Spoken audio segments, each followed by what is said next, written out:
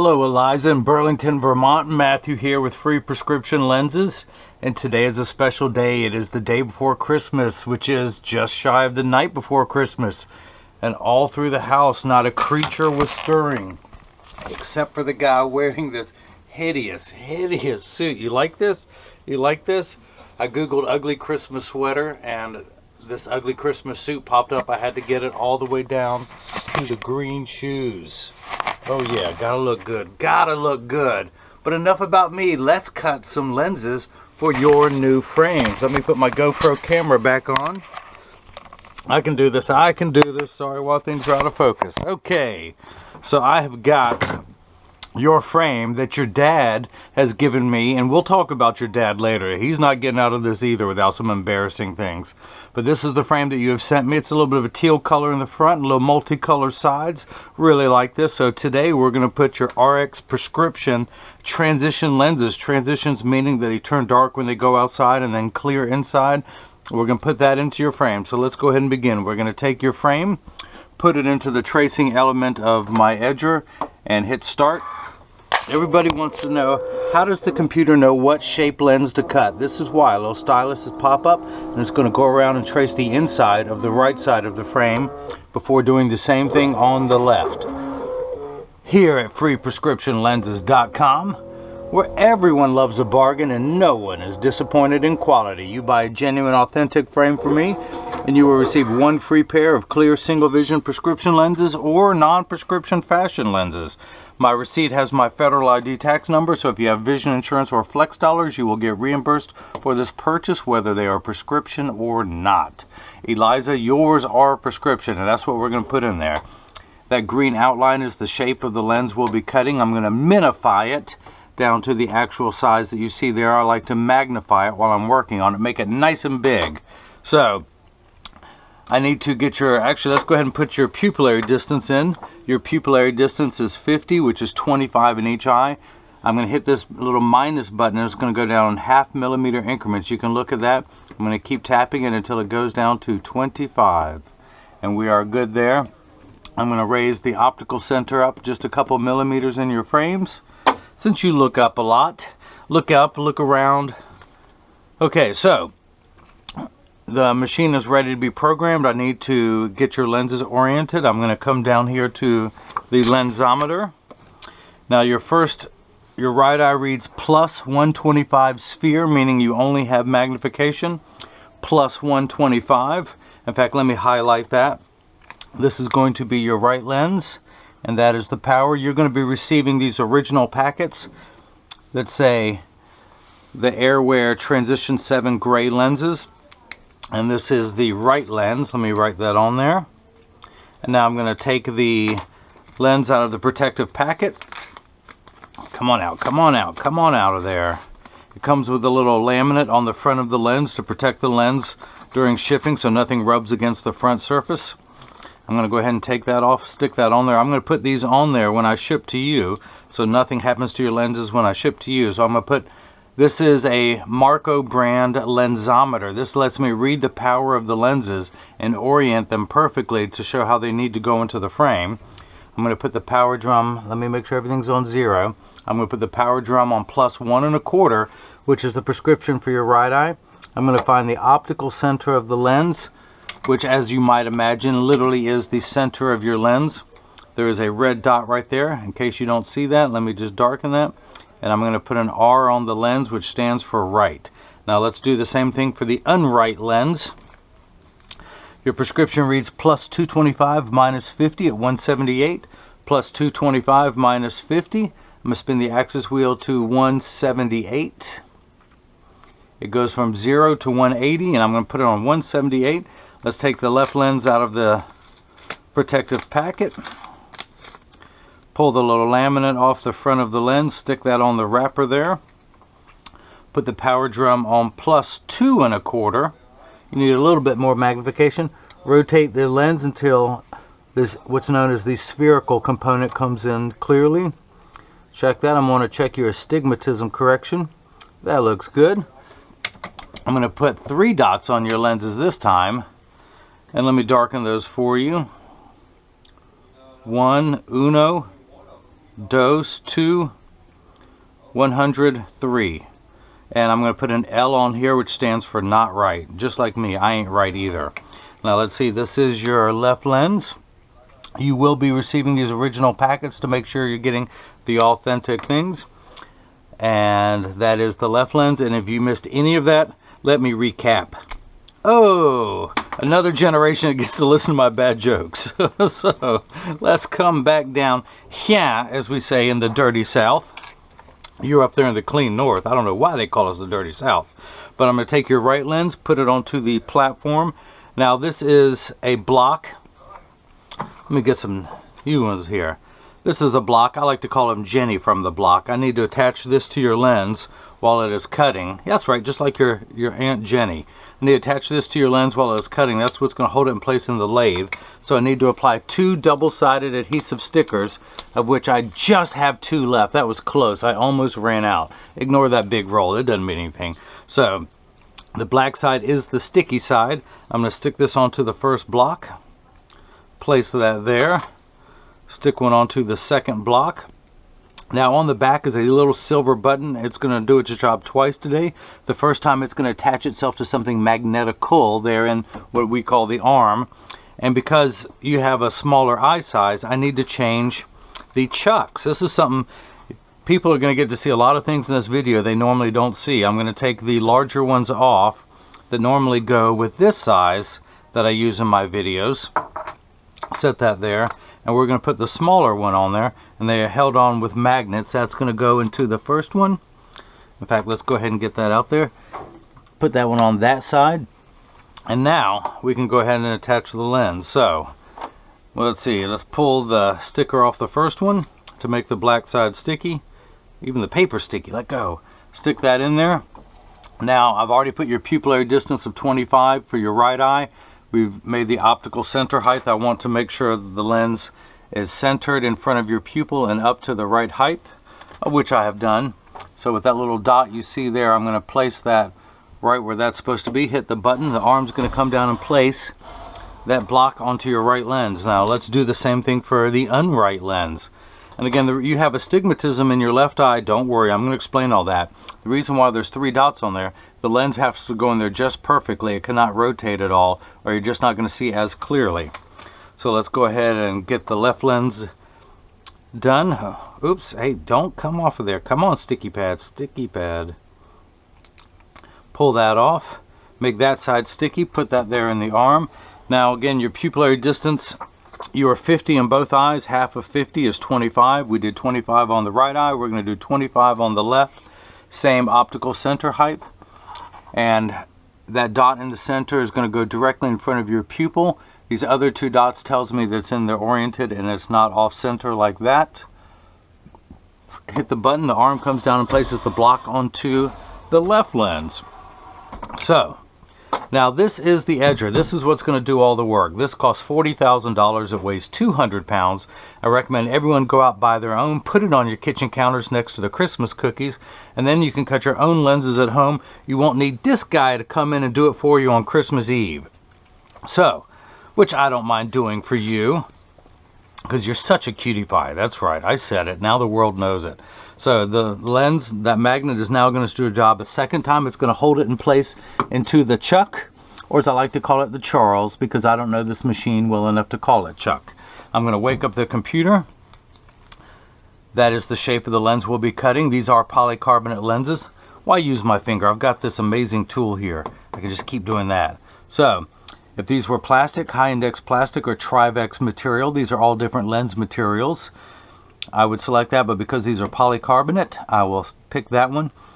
I do not want to polish the edge of your lens. It is not going to be seen anyway. I'm not going to put a bevel, which just means smooth out the front surface of the lens, which is also the convex surface of the lens. I'm not going to put a bevel there. I'm only going to smooth out the rear concave surface of the lens. And that concludes your vocabulary lesson of the day. I'm going to hit the green arrow, which is start in every language.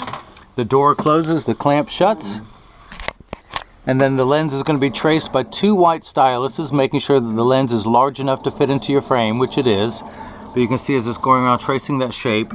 And then there's an old carpenter saying, measure twice, cut once. It's actually measuring the thickness of the lens at every point to know exactly and precisely where to place the bevel. And I'll show you what a bevel is in just a moment, so that it fits best and gives you the best cosmetic look possible.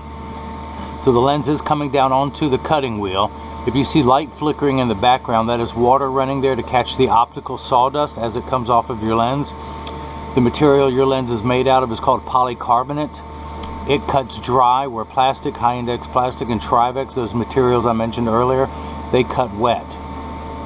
Now water will kick in for the last 20 seconds of the cutting cycle to wash away any optical debris, optical sawdust, as you see starting to form onto your lens.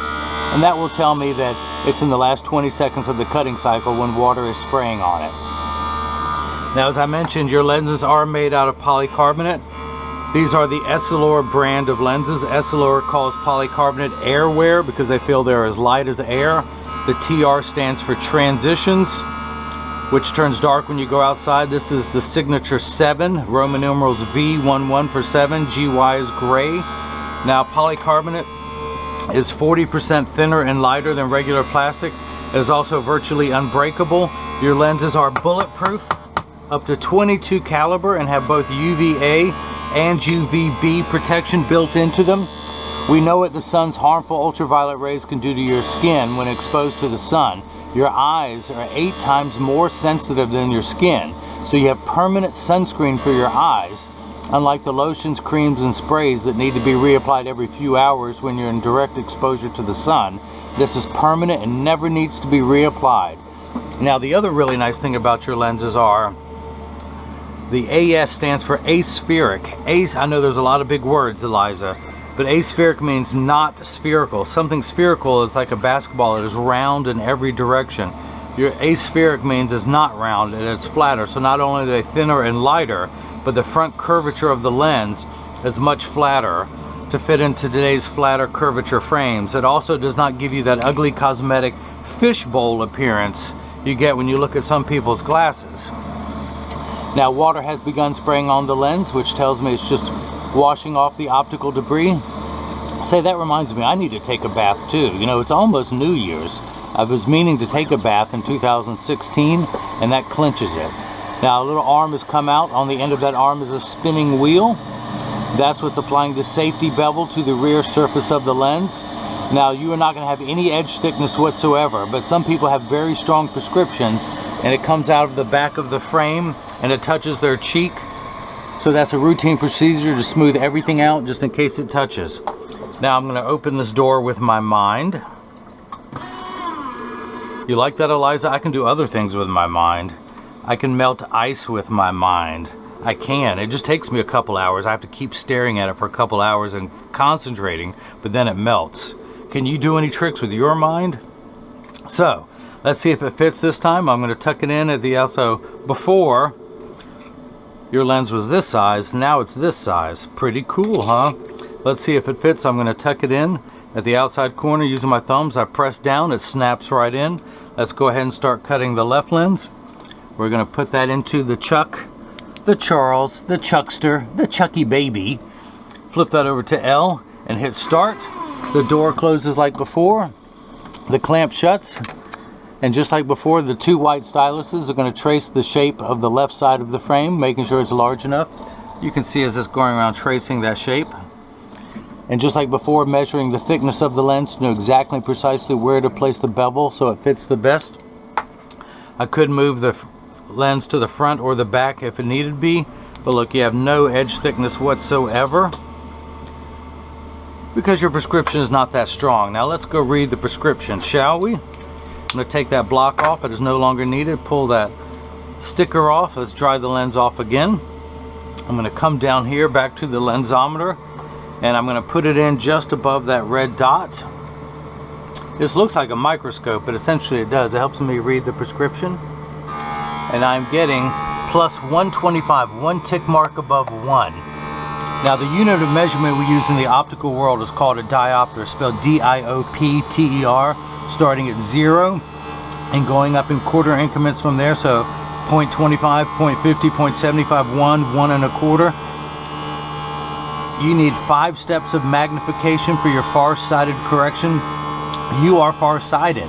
You can see very far pretty well, but you need these to see up close a little bit better, and that's why there's a plus sign on your prescription. Your lenses will magnify 5 steps to make everything the correct size. With your glasses off, everything in real life is too small when you look at it. So when you put your glasses on, that plus sign magnifies to the correct size. Now your left eye needs a little bit more magnification. You need 9 steps of correction for your farsightedness, and you also have 2 steps of astigmatism correction. Now, there is a stigma over the word astigmatism. It just means shape. It's like saying someone has straight hair or someone else has curly hair. You don't freak out when you hear that, but everyone freaks out when they hear the word astigmatism. It is not a disease. It is not an affliction. It just means shape. So this first number makes everything the correct size. Once it's the correct size, astigmatism is what makes the 6s and 8s look alike, or the letters E or F or B or D. That's what astigmatism does. It makes things a little blurry. So now we got it the right size. We have to take away those blurry edges. Think of it as the fine-tune knob, and we're going to turn that fine-tune knob to 178. A straight line is 0 at the cap to 90 to 180. 270 for those of you keeping score at home. So we're going to turn that fine-tune knob from starting at 0 all the way back over almost to 0 again, but we're going to stop at 178. Now these first 2 numbers are real values to be concerned with. This last number could be anywhere from 0 to 180, and it just tells me where to tune things in, just like a radio station, where to tune it in so everything is nice and crisp. So where's my flashlight? Here it is. I've got a smaller flashlight, I just can't find it. So water is spraying on the lens. It tells me that we're in the last stages. So as Eliza, this time I want you to open the door with your mind. Hey, pretty good, Eliza. First day on the job and you're already doing it. That's called telekinesis powers. Everyone out there who believes in telekinesis, raise my right hand. Wait, how are you guys doing that? Okay, back to work. Enough silliness, I tell you. Oh look, okay, so here's a little bit of optical sawdust that's still on the edge of your lens. I love it when it comes off like that, just like the lint in the dryer tube. So what I'm going to do is I'm going to use my thumb to carefully remove all of that from the edge of your lens. And once it's all the way off, I carefully collect it neatly into one pile on the counter. And once it's in one nice pile, I wipe it on the floor. Why do I do that? Because it took me years to learn how to go to school and make a mess. So kids, if you want to grow up and make a mess, you gotta stay in school. That, when people come over, it makes it look like I've been busy, so I can fool people that way. Now, where are your glasses? Here they are, in what's known as the lensometer, or as I like to call it, the lensometer. So let's see if the left lens fits. I'm going to tuck it in at the outside corner. Using my thumbs, I press down at the nose. It snaps in perfectly. We're going to go ahead and take this block off. Let's go ahead and pull the sticker off. Dry the lens off a little bit here. Grab the flashlight. Now I'm going to darken this little dot because chances are you might not be able to see it at home. Now you can. Now I'm going to put that in there above that red dot, and I'm still on the 178 from before. I didn't have to move it for your right eye. It's still on 178. I want to read the power, and I'm getting plus 2 1/4. Remember how we did that? Plus 2 1/4. We're at 9 steps, and you have 2 steps of astigmatism correction. I'm going to check that now. And we end up at 175, 1 tick mark away from 2. We're at 1, 1 1/4, 150, 175, 2. How did we get there? Because you started off at plus 2 1/4. If you had $2.25 and then you loaned someone 50 cents, what would you have left? You would have $1.75 in the black. Your mom will explain that to you when you get to math. She's the accountant. And 175 in the black. Now, the pupillary distance, which is the center, if these were your eyeballs and your nose was in the middle, you are 50 millimeters from the center of your nose going outward in every direction. And so that's what your pupillary distance is. I'm going to turn the card over. I'm going to take my PD stick, place it against my thumb on your right lens, and when we hold it up to the left lens, we're getting 50 millimeters, so that is cut perfectly. Now normally this is the time in every video that I explained that when I ship these in the mail, and of course free shipping anywhere in the United States, but when you get these in the mail, there's a small chance with the new frame that these could fit too loose or too tight. However, there's an 80% chance that one side sits higher than the other. That is because 80% of people have one ear that is higher than the other. And that's why every optical store does free adjustments if you just ask them. But these have already been pre-adjusted for you because you've been wearing these. Your dad gave me these frames. Your dad and I happen to like the same football team. He gave me these when we went to a football game and said, mail them back to you. But I'm still going to make sure they're in standard alignment. Yep, there's no wobble. And when I say wobble, I'm part of that 80% that when I take mine off, they wobble on the counter, but they sit level on me. Pretty cool white ones, huh? Go with my outfit today. Go with my outfit. And I got this because Rudolph is on the tie right there. How cute is that? And then we got a snowman right underneath them. I googled ugly Christmas sweater and the suit came up, and I thought, why settle on an ugly sweater when you can wear an ugly suit? So that's what I'm doing. I'm wearing this to some Christmas parties later today. Now I'm going to go ahead and activate them. By the way, I'm going to clean your lenses. This is what they look like when they are clear before they have been activated, meaning I'm turning them dark. Now I'm going to provide you with one of my own premium microfiber cleaning cloths, and I field test every one to make sure that it works. So when you get these in the mail and there's a wrinkle in there, you know that it works. I've tested it. I love doing that with your brand new cloth. But this is what they look like clear. I'm going to go ahead and activate them. But let's do one more little treat first. I'm going to show you a picture of what your dad looked like in high school, because I don't think you get a chance to see it. Where's that flashlight? Here it is. Here it is. Let me see if I can zoom in. That is your dad. Believe it or not, I was good friends with a guy who looked like that. You ever seen your dad wear a tie? I think that's the last time I ever saw him wear a tie. I can't believe he even owns a tie. But that was your dad in high school. How about that? So, okay, this is, your lens is clear, and he's going to hold that against me. Our old high school yearbook. But let's go ahead and make the lenses turn dark to show you what they look like. I'm going to put this in here. Now this is a machine that has little LED lights that gives it a strong burst of ultraviolet lights. Now again, this has ultraviolet A and ultraviolet B protection built into the lens now. But I'm going to put it in here and hit this button, and as you can see, it takes about 30 to 45 seconds for transition lenses to darken when you go outside, a little bit longer when you come back inside, 45 seconds to a minute to about a minute 15. Now, this is important. Pay attention, Eliza. All transition lenses will get dark on day one. Give them 2 weeks exposure to the sun, and they're going to continue to darken every day for the first 2 weeks until they reach their maximum setting. After that, they will work for years with maximum performance. The only time they won't work is when you're inside of a car. The windshield absorbs the sun harmful ultraviolet rays, so your dashboard doesn't crack from sitting in the sun all day, and that's why transition lenses don't get dark in a car. Now as soon as you step out of the car, they will get dark. They're also temperature sensitive, meaning they will get darker when it's 85 degrees and below than they will when it's 95 and above.